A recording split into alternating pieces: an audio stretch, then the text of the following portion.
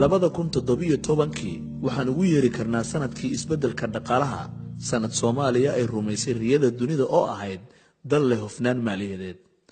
marka laga hadlo ilaha dhaqaalaha dawladda ugu horeyso dekedda Muqdisho waxaa jiray isbeddel xoogan sanadkii tagay waxaan uu ka duwanaa sanado badan oo na soo maray isbeddelka dhacay waa warhayn iyo goorjoogtayn zaa'ida oo cid waliba samaysay ilaha dhaqaalaha iyada oo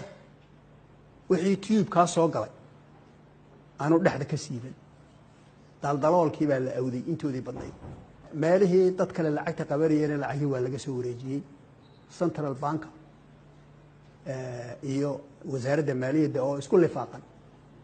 ya gacmaha haysta ayaa marka taasaan oran karaa waxa weeyaan waxyaalaha iska bedel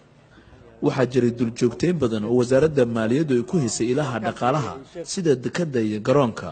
wasiirka maaliyaddu waxa uu si dhow ula socday socodka ilaha dhaqaalaha iyo habka canshuuraha oo lagu waday waddo caafimaad qabta taasina waxa ay daaha ka rogtay soo saarista in ka badan intii lagu ballamay in la soo xareeyo sanadkii 2017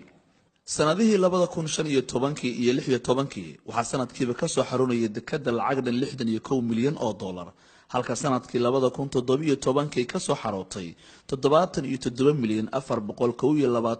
421,778 dollar shantii sano ugu dambeysay dakhliga marba heer u ahaa 13 wuxuu ahaa 50 milyan ayuu sanadka 12 bilood ku xirmay 14kiina wuxuu ahaa 57 milyan 15 iyo 16kiina wuxuu ku xirmay